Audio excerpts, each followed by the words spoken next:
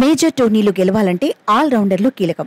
ఆల్రౌండర్లు ఉన్న జట్టు నిలకడగా విజయాలు సాధిస్తాయి. కొంతకాలం క్రితం భారత జట్టును చూస్తే టాప్ 5 బ్యాటర్స్ లో ఒక్కరు కూడా బౌలింగ్ చేసేవాళ్లు లేరు. ఆ తర్వాత ఆల్రౌండర్, వికెట్ కీపర్, 4 స్పెషలిస్ట్ బౌలర్లు జట్టులో ఉండేవాళ్లు. పాండ్యా లేనప్పుడు జట్టులో బ్యాలెన్స్ కనిపించేది కాదు. కానీ టీ20 వరల్డ్ కప్ లో భారత జట్టు ఆల్రౌండర్ల సేవలను వినియోగించుకుంది.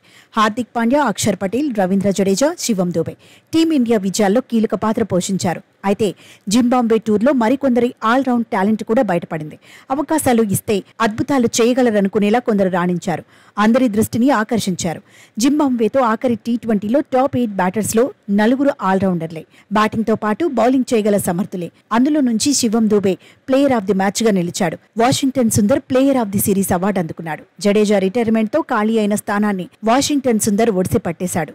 ఐపీఎల్లో శివం దుబే అద్భుతంగా బ్యాటింగ్ చేశాడు. ఇంపాక్ట్ ప్లేయర్ గా మరో లెవెల్ చూపించాడు. చెన్నై సూపర్ కింగ్స్ విజయాల్లో కీలకంగా నిలిచాడు. అయితే ఐపీఎల్లో ఒకే ఓవర్ వేశాడు.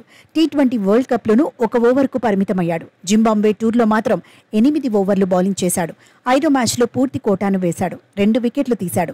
బ్యాటర్గా 12 బంతుల్లో 26 పరుగులు చేశాడు. జింబాబ్వేతో సిరీస్లో బ్యాటర్గా అభిషేక్ శర్మ ఆకట్టుకున్నాడు. బౌలర్గాను సేవలందించాడు. 4వ మ్యాచ్లో 3 ఓవర్లలో 20 పరుగులే ఇచ్చాడు. 1 వికెట్ దక్కించుకున్నాడు. ఐపీఎల్లో పవర్ ప్లే, మిడిల్ ఓవర్లలోనూ బౌలింగ్ చేశాడు. సెకండ్ క్వాలిఫైయర్తో బంతితో మాయ చేశాడు. 4 ఓవర్లలో 24 పరుగులు ఇచ్చాడు. 2 వికెట్లు దక్కించుకున్నాడు. షేర్ ఏ పంజాబ్ టీ20 లీగ్లో టాప్ 10 వికెట్ టేకర్లలో ఒకటిగా నిలిచాడు.